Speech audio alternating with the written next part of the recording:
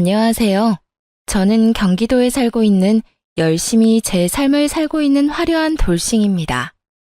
제가 이혼을 하기 전에는 주변에서 이혼을 접하게 되면 저는 안타까움, 안쓰러움을 표현하곤 했는데요. 그랬던 제가 요즘 지인들에게 이혼을 접하게 되면 잘했다고 합니다. 그만큼 전 지금 제 생활에 만족하고 지내며 요즘 같은 세상에 이혼 같은 건 흠도 되지 않는다고 생각하는데요. 지금은 이런 생각까지 하는 저이지만 저 역시 이혼을 할 당시에는 온갖 잡념들에 휩싸여 이혼을 하지 못하고 이리저리 끌려다녔습니다. 그러면 제가 어떤 일들을 겪었고 어떻게 해서 이혼까지 하게 되었는지 제 사연 들어보실래요? 저와 남편은 연애를 길게 하고 결혼까지 하게 된 부부였습니다. 연애를 하기 전에는 친구로 지냈기에 가끔 남편의 집으로 가곤 했고 연인이 되면서도 시댁에 자주 왕래하면서 지냈던 것 같아요. 남편 역시 친정에 자주 놀러 오기도 했고 친정 부모님과 시간을 보내며 자연스럽게 가족이 되어갔죠. 시댁에서는 저를 특히나 예뻐해 주셨는데 남편이 외동이었던 터라 딸이 생긴 것 같다며 저를 많이 예뻐해 주셨었죠. 아름아, 넌 좋아하는 음식이 뭐니? 다음에 올 때 그걸로 해주마. 저 다 잘 먹어요. 어머님은 뭐 좋아하세요? 제가 다음에 해드릴게요. 그 작은 손으로 요리까지 할 줄 알아? 잘은 못하는데 기본적인 거 몇 가지만 할 줄 알아요. 어머님 입맛에 맞을지는 모르겠지만요. 당연히 다 맛있겠지. 아름이가 만들어주는 거면 소태밥도 맛있게 먹을 수 있는걸? 그런데 그런 일은 나중에 네 가정 생기면 네 자식한테나 해주고 지금은 내가 해주는 음식 먹어주려무나.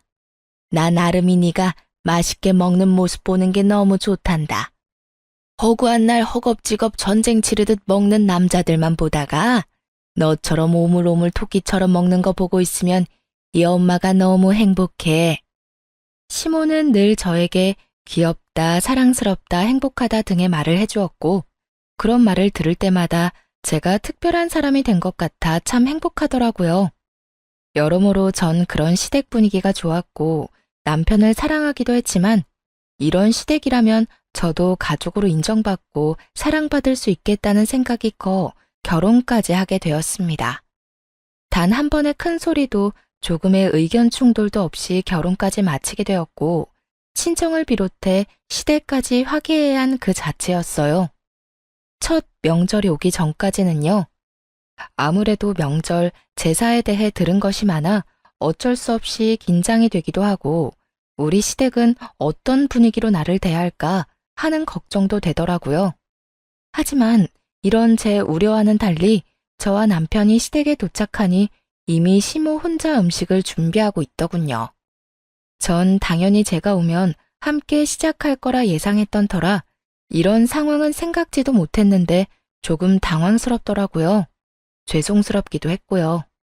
심지어 준비만 하신 게 아니라 이미 반 이상을 해놓으신 터라 전 급하게 옷을 갈아입고 나머진 제가 하겠다며 앞치마를 하고 나섰습니다. 어머님, 이제 제가 할 테니 들어가서 쉬세요. 전 당연히 제가 오면 시작하실 줄 알았는데 언제부터 하신 거예요? 죄송해요. 다음부턴 좀 더 일찍 올게요. 아니야. 늘 혼자 해왔는데 뭐. 신경 쓰지 말고 옷부터 편한 걸로 갈아입으려무나. 이미 갈아입었어요, 어머님. 그러니까 이제부터 좀 쉬세요. 저 생각보다 잘해요. 그럼 우리 며느리 잘하는 거 다 알지. 다 아는데. 정말 거의 다 해서 네가 할 게 없어서 그래. 괜히 너까지 힘 빼지 말고 일단 조금 쉬어. 곧 있으면 끝이니까 뒷정리나 좀 도와다오. 그러면 제가 옆에서 전이라도 뒤집을게요. 그 정도는 하게 해주세요.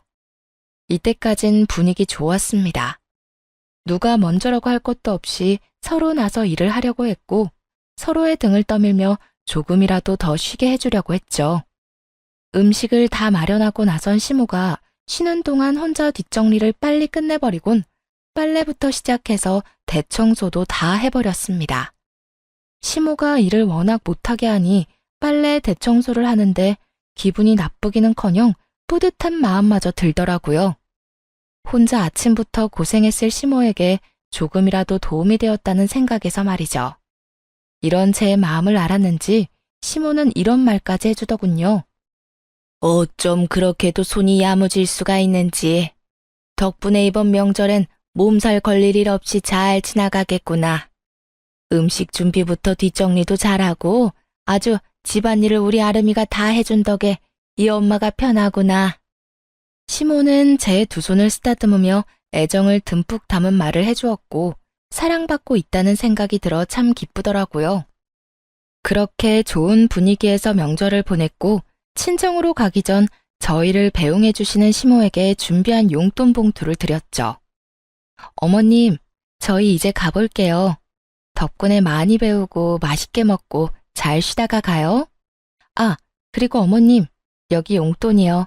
첫 명절이고 해서 준비했어요. 시모는 정말 생각도 못했다는 듯 놀란 눈을 하고 봉투를 보더라고요.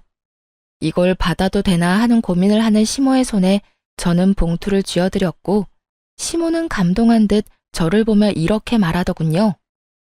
어머나, 이런 거 필요 없는데. 이래서 다들 딸 타령을 하는가 보구나. 우리 아들은 생전 이런 봉투 내미는 법이 없었는데. 에이, 엄마, 생신 때 용돈 드렸잖아요. 생일마저 입 닦으면 네가 아들이야? 그건 당연한 거야. 어찌되었든 아가, 고맙다. 내가 잘 쓰마. 여기까지도 좋았습니다.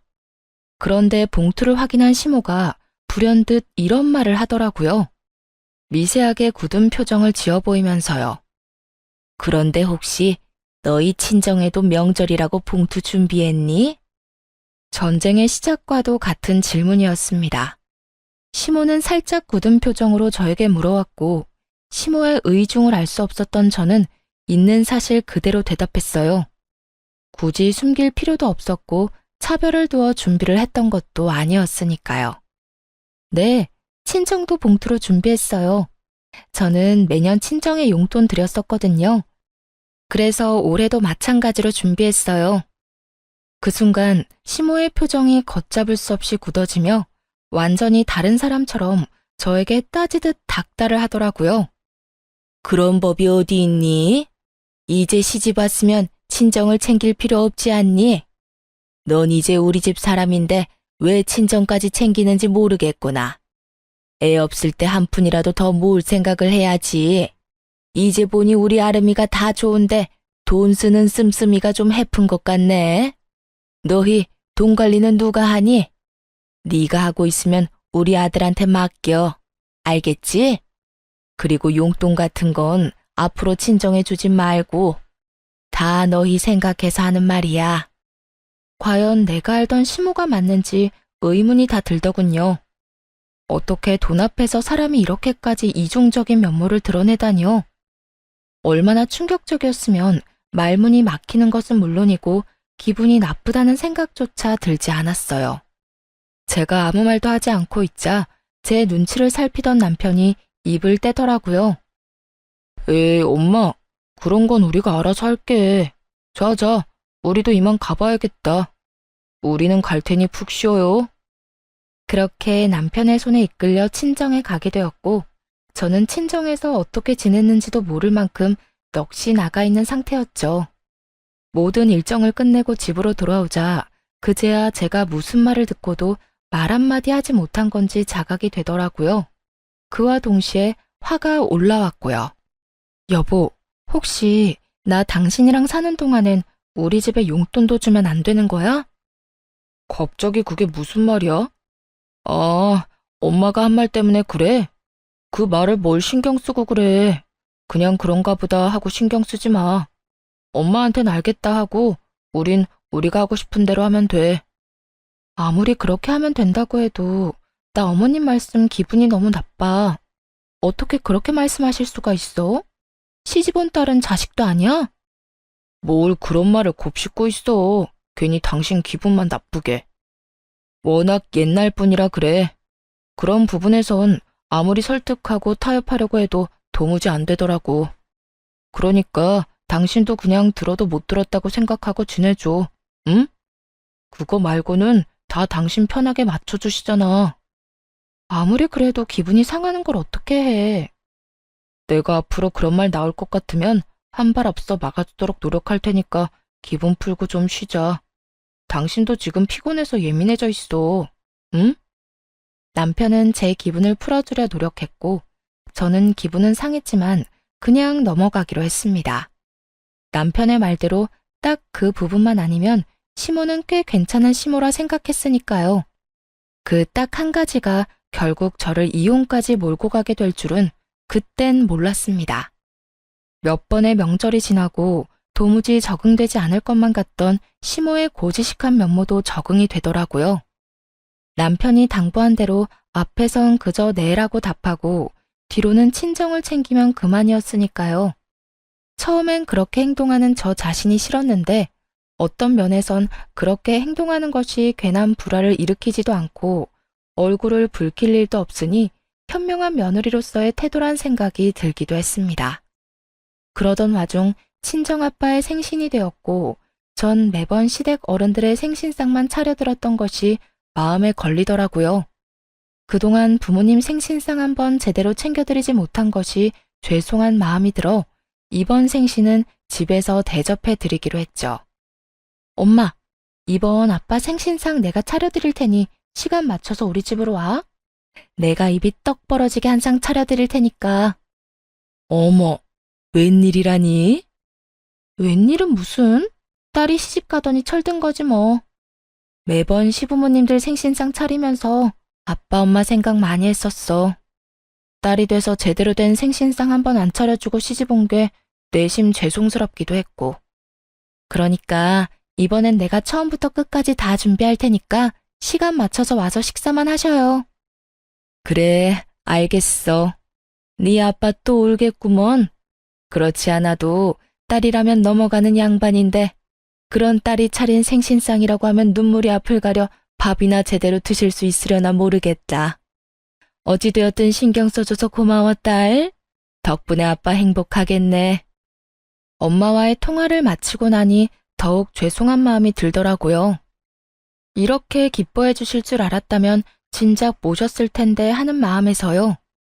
전 더욱 생신 준비에 박차를 가했고 전날 장보기를 마치고 당일 아침부터 일어나 생신상을 준비했어요. 아침 일찍 일어나 남편 출근시키고 생신상 준비를 하는데 시모에게 전화가 오더라고요.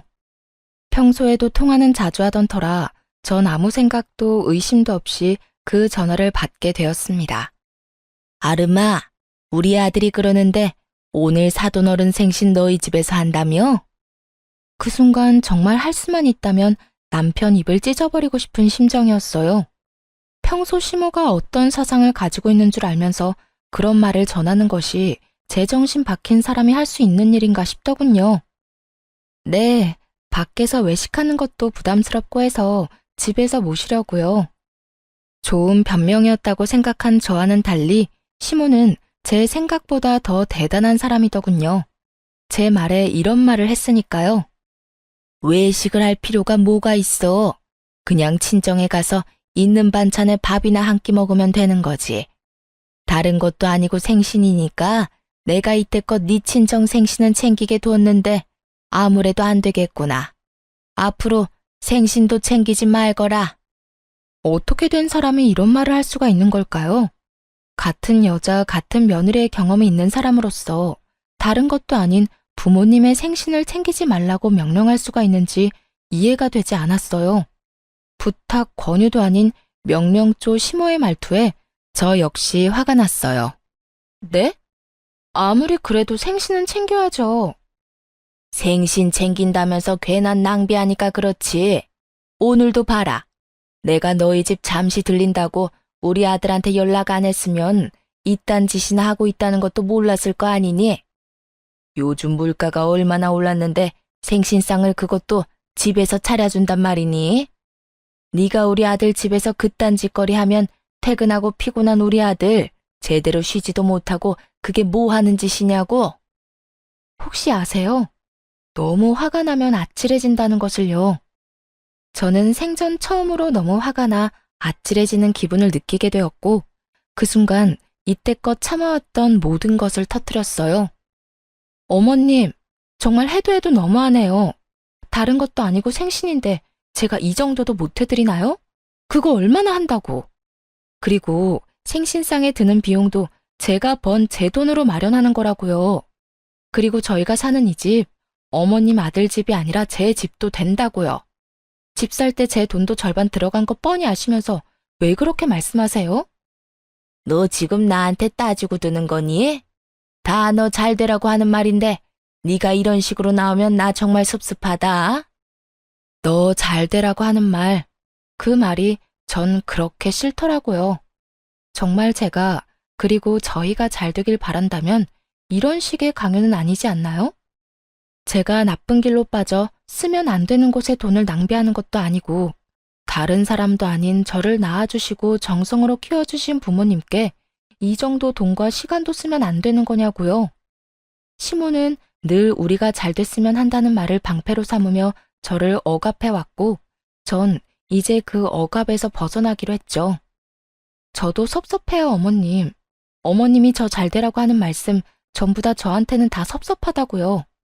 시집을 가면 딸이 아닌 게 되는 것도 아닌데 왜 제가 친정에 어떤 일도 하지 말라고 하세요? 저를 낳아주시고 이날 이때껏 온 정성을 쏟으면서 저를 키워주신 부모님께 아무것도 안 하고 아무 관심도 가지지 않는 게 정말 저를 위하는 일이라고 생각하세요? 전혀 아니에요. 전 한두 푼 아끼자고 그렇게 살고 싶지 않다고요. 전 앞으로 어머님이 뭐라고 하시든 간에 친정이 할 도리는 하면서 살 거예요. 이런 제가 정 마음에 들지 않으시면 제가 돈을 어떻게 쓰든 관심을 가지지 말아주세요. 그러면 서로 얼굴 붉히는 일도 없고 서로 좋지 않겠어요? 뭐야? 너 지금 말 다 했니? 아름이 너 그렇게 안 봤는데 아주 되바라졌구나. 어디 어른한테 버릇없이 그딴 식으로 말하는 게야? 내가 말했지? 다 너 잘 되라고 하는 말이라고. 처음엔 생신상 용돈으로 시작해서 나중엔 더 큰 돈, 더 큰 걸 바라는 게 사람 마음이란 걸 왜 모르니? 네 친정 부모님이라고 다를 줄 알아? 나이 더 들면 기댈 거라곤 자식밖에 없을 텐데 그때 가서 너 어떻게 하려고 지금부터 지갑 노릇을 하려고 하냔 말이다.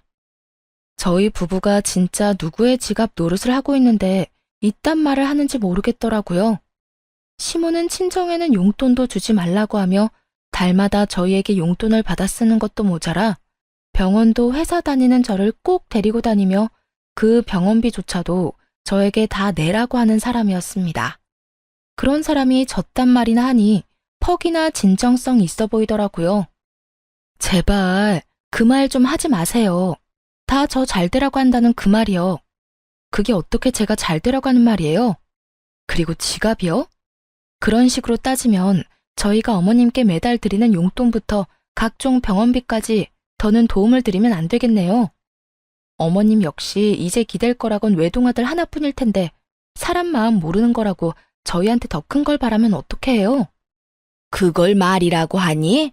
친정하고 시댁이 같니? 내가 누누이 말하지 않았니? 시집 오면 넌 친정 사람이 아니라 우리 이 시집안 사람이라고. 넌 이제 우리 가족인데 가족인 날 돕는 건 당연하지. 저한테는 그 모든 게 당연하지 않으니까 그렇게 살고 싶으신 어머님이나 친정 다 무시하면서 잘 사시고요. 저한테 더는 강요하지 마세요. 저 이만 끊을게요. 더 이야기 나누다간 정말 어머님하고 사이 틀어질까봐 겁나네요. 그러면 들어가세요.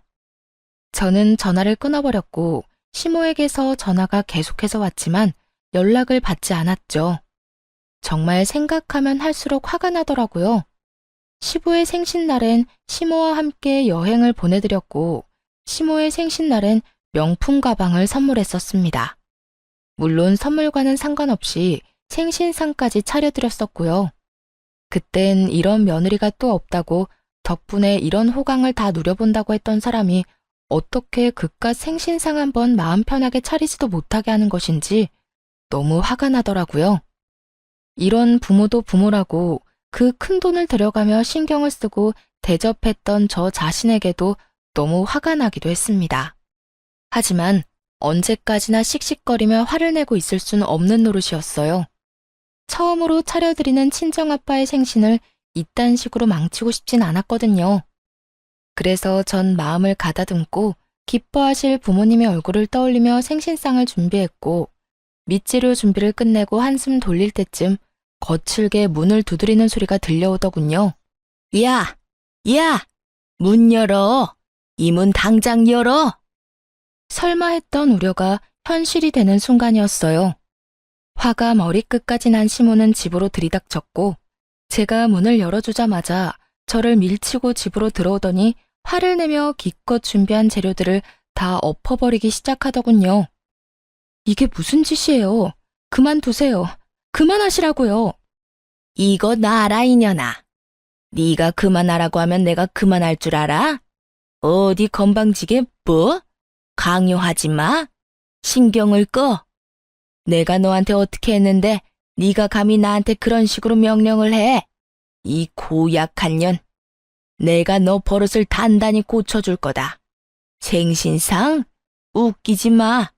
내가 절대 아무것도 못하게 해줄 테니까. 아무리 말려도 눈이 돌아버린 시모를 말리는 건 불가능했어요. 이미 재료들은 손 쓸 수 없이 망가진 상태였고, 제가 말리면 말릴수록 시모는 더 격하게 난동을 부리더군요. 시모는 아예 집에서 어떤 음식도 만들게 하고 싶지 않았는지 아예 냉장고 문까지 열어 모든 음식들을 다 꺼내 바닥에 쏟아부어 버리더군요. 전 그저 그런 시모를 지켜보며 분이 풀릴 때까지 지켜보기로 했죠. 그러면서도 남편에게 연락해 당장 집으로 오라는 말을 전했고, 시모의 난동을 부리는 모습을 동영상으로 남기기도 했습니다. 네 년이 감히 날 우습게 봐? 이게 오냐오냐 해줬더니 어른 무서운 줄 모르고 날뛰는 꼴이라니. 내가 이렇게까지 하는데도 네가 생신상 차려낼 수 있을지 두고 보자. 시모는 끊임없이 저를 향한 분노를 뱉어내며 난동을 부려댔고, 그 사이 집에서 가까운 회사에 다니던 남편이 집으로 불이 나게 뛰어들어오더군요. 모든 광경을 목격하게 된 남편은 많이 놀랐는지 멈칫거리며 입을 벌리더라고요. 그것도 잠시 반찬통을 들고 바닥으로 집어던지려는 시모를 가까스로 저지한 남편은 시모에게 소리를 지르며 화를 냈어요. 엄마, 이게 다 뭐야? 도대체 이게 무슨 짓이야? 이 사람이 무슨 잘못을 얼마나 했다고 이딴 짓까지 하냐고. 이거 놔라. 저 물건이 나한테 한 말 들으면 너도 내가 왜 이렇게까지 했는지 다 이해할 것이다. 저 사람이 어떤 말을 어떻게 했든 이건 아니지.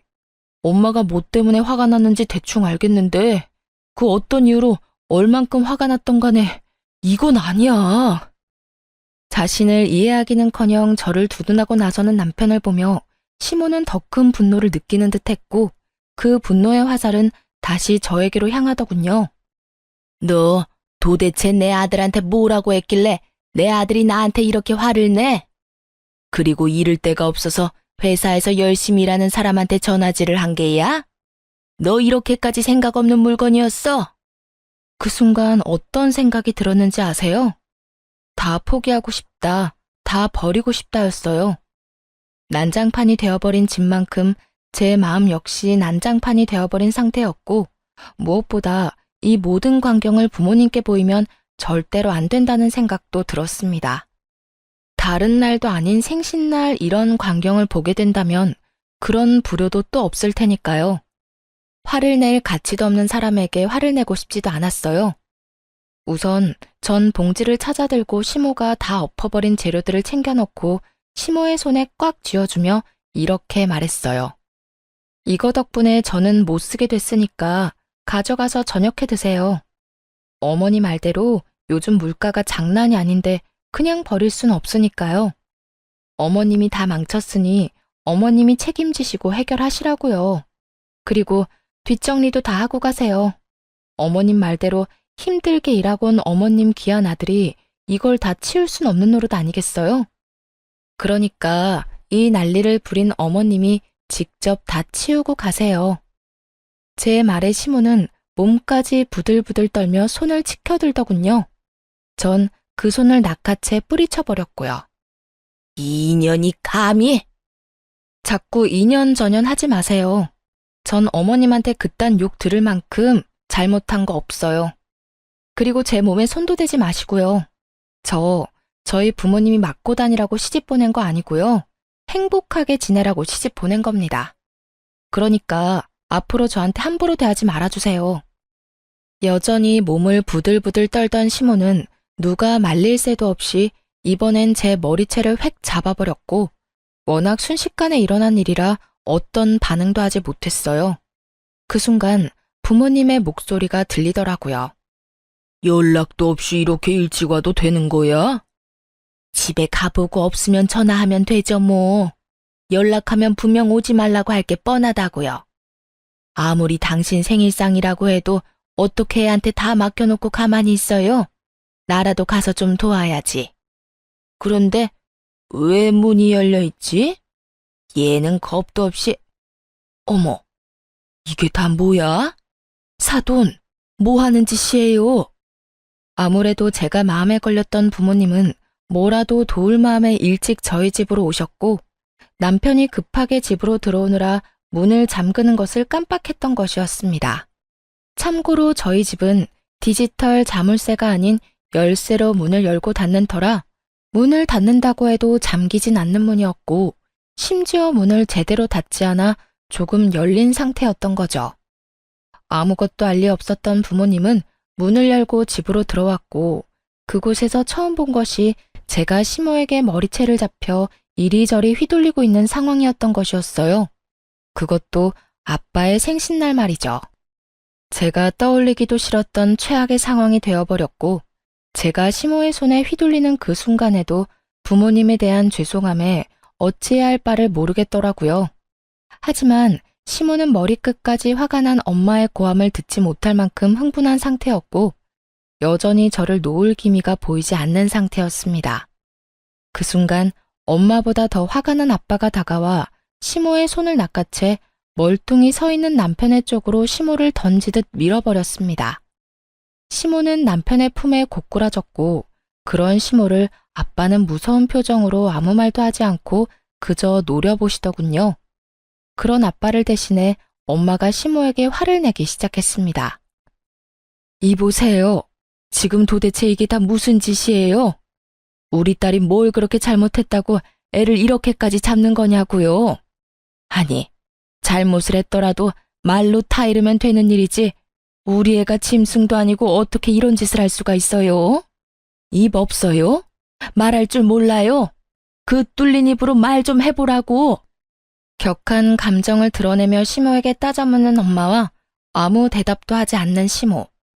그야말로 그런 난리가 또 없는 상황이었어요. 그 상황에서도 화가 나는 것은 시모의 침묵이었어요. 엄마의 그 어떤 물음에도 시모는 그저 침묵을 지키고 있었는데 그 침묵의 의미는 미안함이 아닌 그저 말도 섞고 싶지 않다는 느낌이 강하게 들었기 때문입니다. 엄마가 시모를 몰아붙이는 내내 시모는 빈정거리는 표정을 지어 보이며 입을 삐죽거리는 듯 엄마를 농락하는 모습을 보이더군요.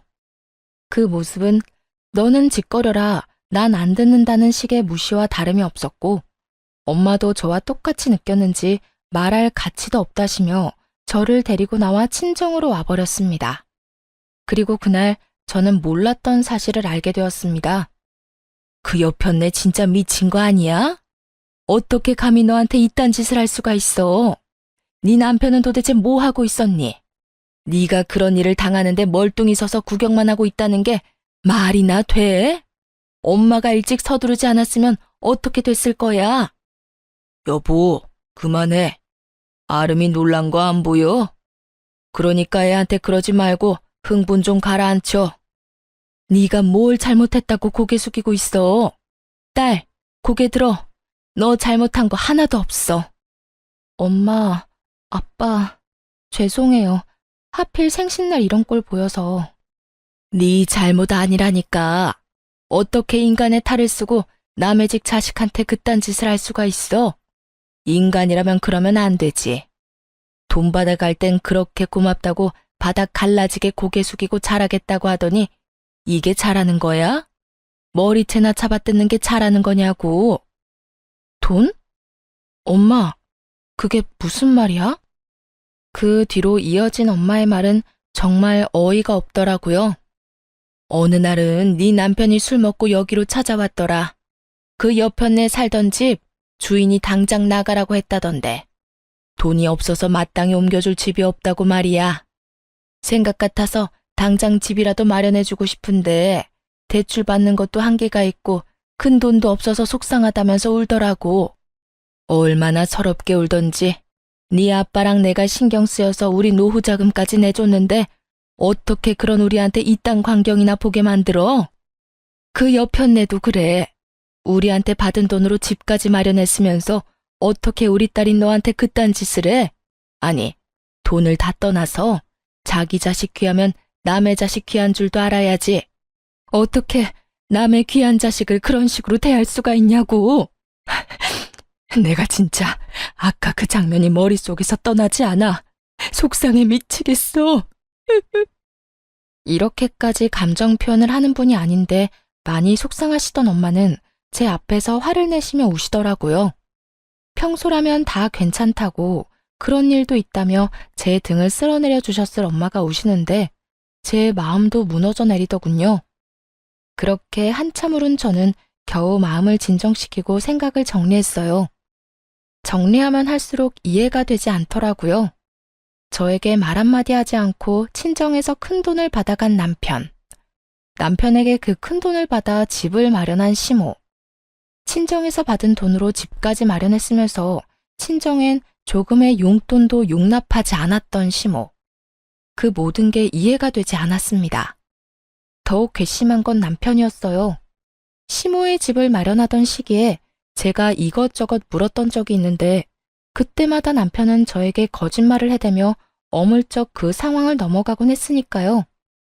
그땐 친정에서 도움을 받았을 거란 생각도 못한 상황이라 속여봤자 대출금 정도라 생각했었어요. 그래서 효도하고 싶다는데 제가 뭐라고 나서나 하는 생각에 더는 아무 말도 하지 않았던 것이고요.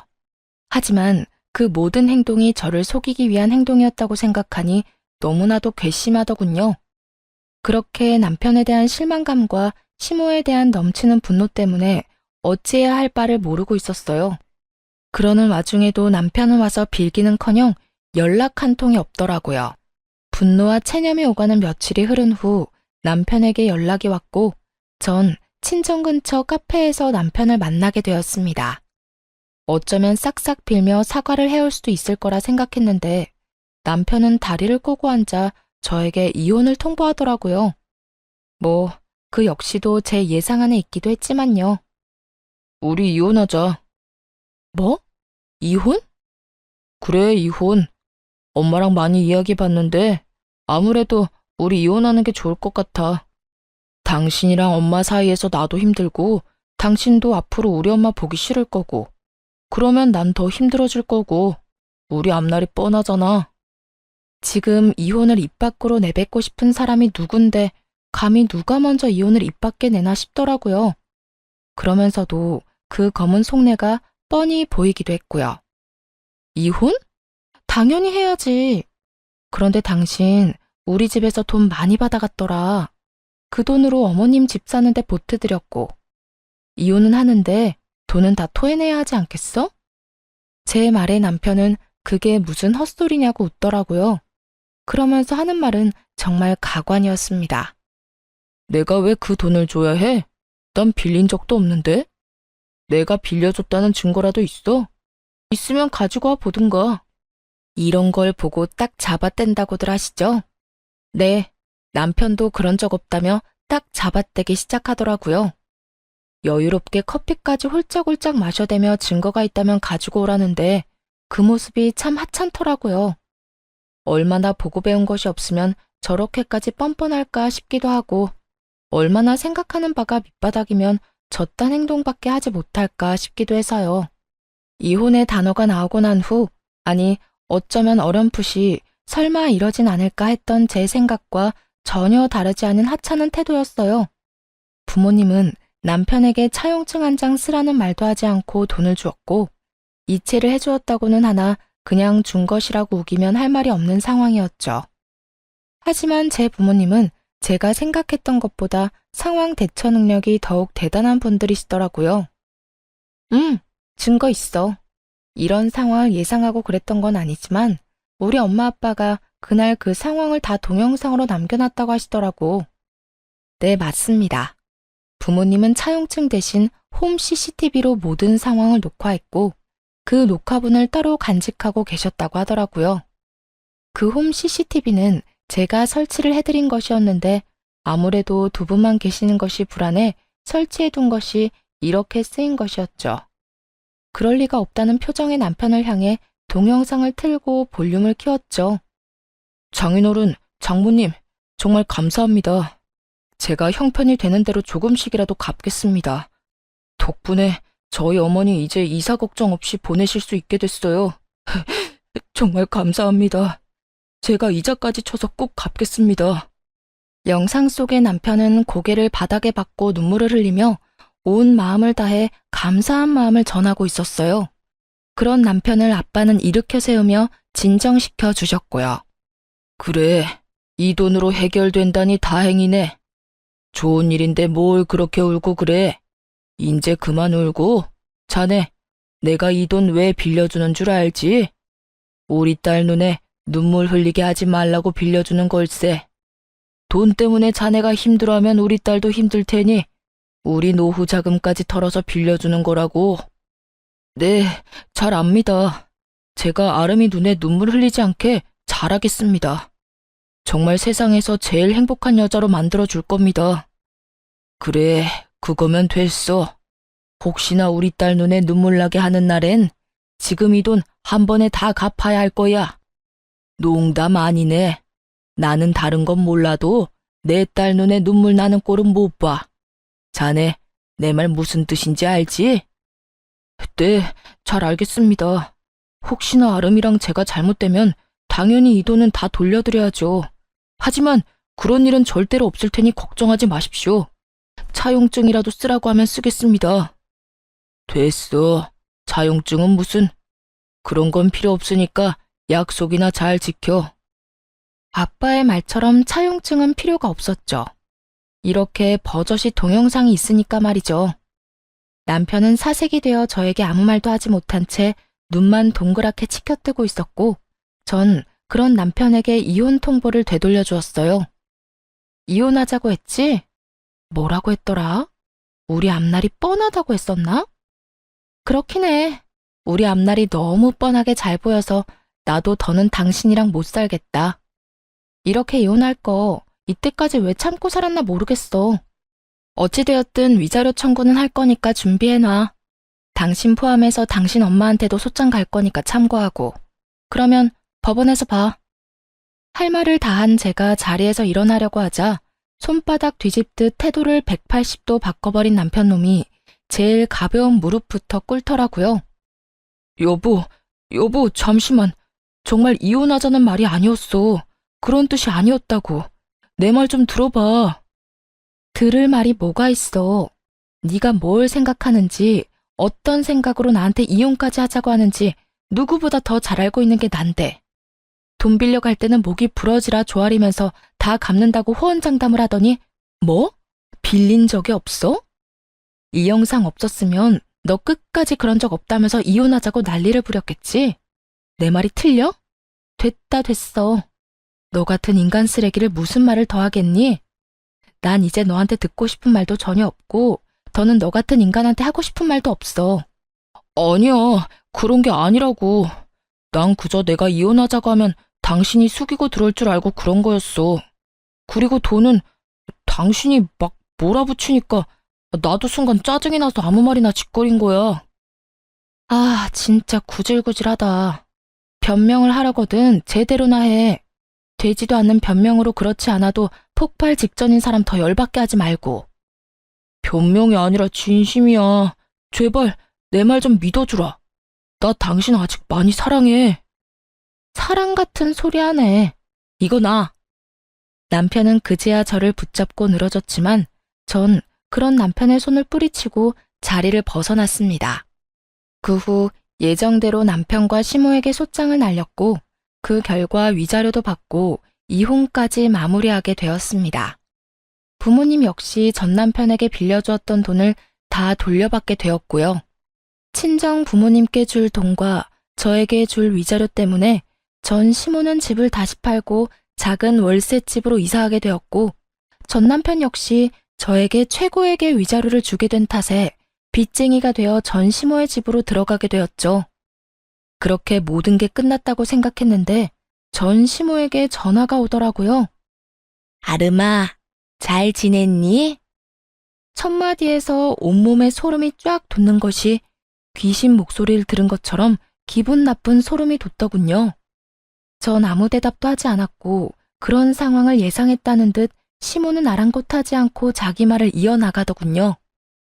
잘 지내지? 잘 지내겠지. 우리 아름이는 야무지고 똑똑하니까. 다름이 아니라 내가 그동안 생각 많이 해봤는데 내가 여러모로 너한테 몹쓸 짓을 많이 했더구나. 너 같은 며느리가 또 어디 있다고 내가 너한테 그런 짓을 한 건지. 네 남편, 아니, 우리 아들한테 혼 많이 났다. 나 때문에 너랑 이혼하게 됐다고 날 많이 원망하더구나. 틀린 말은 아니지. 내가 널 이혼시킨 거나 마찬가지지. 내가 정말 미안해. 그래서 말인데, 내가 이렇게 사과할 테니 이혼은 없던 일로 하면 안 되겠니? 기가 막히더라고요. 이제 와서 속내가 뻔히 보이는 사과를 하는 것도 어이가 없었지만 전 남편 역시 어이없기는 매 한 가지였어요. 본인이 누굴 원망할 처지조차 되지 않으면서 감히 누굴 원망하는 것인지. 저요, 전 시모에게 그 모진 수모를 겪었을 때도, 전 남편이 저도 모르게 큰 돈을 친정에서 받아갔을 때도 화가 나고 괘씸하긴 했지만 이혼하겠다고 확실하게 마음먹은 건 아니었어요. 시모야 연을 끊고 살면 되는 거고 다른 사치 부리는 데 쓴 돈도 아닌 부모 집 마련해준다고 빌려간 돈이야 갚으면 그만이라고 생각했으니까요. 하지만 전 남편은 제 이런 마음을 짓밟는 것도 모자라 부모님이 자신을 믿고 차용증을 쓰지 않았다는 것을 악용해 돈까지 꿀꺽 삼키려는 모습을 보며 비로소 이혼을 결심하게 되었던 것이었어요. 물론 불을 지핀 건 시모가 맞지만 그 작은 불씨를 큰 불로 만든 것이 본인이면서 시모를 앞세워 저를 설득하려는 그 속내가 참 어이없으면서도 화가 나더군요. 저는 그럴 생각 없어요. 전 그 인간한테도 오만정이 다 떨어졌다고요. 받을 도움은 다 받고 돈 안 갚아도 되겠다 싶으니까 저부터 버리는 남자. 당신 같으면 데리고 살고 싶겠어요? 거기에다 집도 절도 없는 빚쟁이인 남자를요? 저 그 정도로 바보는 아니에요. 아름아, 그러지 말고 다시 한 번만 생각해 주려무나. 우리 아들 금방 일어설 수 있어. 아직 나이가 젊잖니. 그러니까 그간의 정을 생각해서라도 다시 생각해 주려무나. 결국 전 시모는 악어의 눈물을 쏟아내며 매달리기 시작했고 전 그런 시모에게 이렇게 말했습니다. 그러니까요. 나이도 젊은데 제가 왜 그딴 인간이랑 살아야 하나요? 앞으로 살 날이 긴데 그딴 인간 뒷바라지만 하면서 살라고요? 밑 빠진 독에 물 부어가면서 고생할 마음 없으니까 다신 연락하지 마세요. 저는 전화를 끊어버린과 동시에 차단해버렸고 그 후론 연락이 닿는 일은 없었습니다. 참 한심하지 않나요? 가만히라도 있으면 절반이라도 간다고 그저 주는 대로 받고 하는 대로 가만히 두기만 했더라도 좋은 집에서 편하게 잘 살았을 텐데 괜히 건드리면 안 될 사람을 건드려서 저 고생을 하나 싶었네요. 뭐 자기 복 자기가 찬 거 아니겠어요? 요즘 전 친정에서 지내고 있어요. 회사는 여전히 잘 다니는 중이며 요즘엔 남자친구가 생겨 행복하고 아기자기한 연애를 하고 있는 중이랍니다. 지금 만나는 사람은 좋은 사람이에요. 따뜻한 사람이죠. 언제 어디서나 제가 우선이라고 말해주는 사람이고 만나는 지난날 동안 여름에는 손선풍기를 겨울엔 핫팩을 건네주는 그런 따뜻한 마음과 세심한 배려를 할 줄 아는 남자예요. 무엇보다 길을 거닐 때면 꼭 저를 길 안쪽에서 걷게 하는 남자친구를 보며 이렇게 따뜻하고 세심한 사람도 있구나 하는 생각을 하곤 해요. 아직까진 결혼 생각은 없지만 지금 제가 사랑하는 남자친구의 모습이 변함이 없다면, 그리고 이 모습이 정말 이 남자의 본 모습이라면 다시 한번 용기를 낼 수도 있을 것도 같아요. 그 정도로 요즘 행복하고 사랑 가득한 날들을 보내고 있습니다.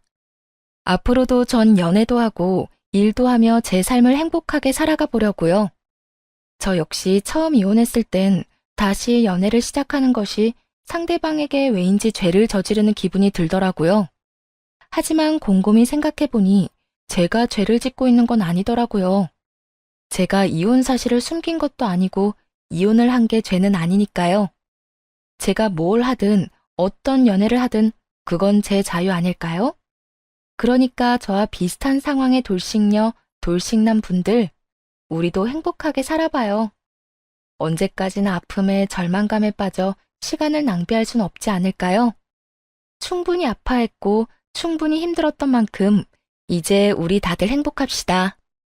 꼭 새로운 사람을 만나 새로운 출발을 하는 것만이 아닌 본인이 원하는, 본인이 꿈꾸는 그 행복을 위해 다 함께 노력해봐요. 그러면 저는 모든 분들의 행복하고 사랑 가득한 삶을 응원하며 이만 물러가 볼게요. 긴 사연 들어주신 모든 분들 감사합니다.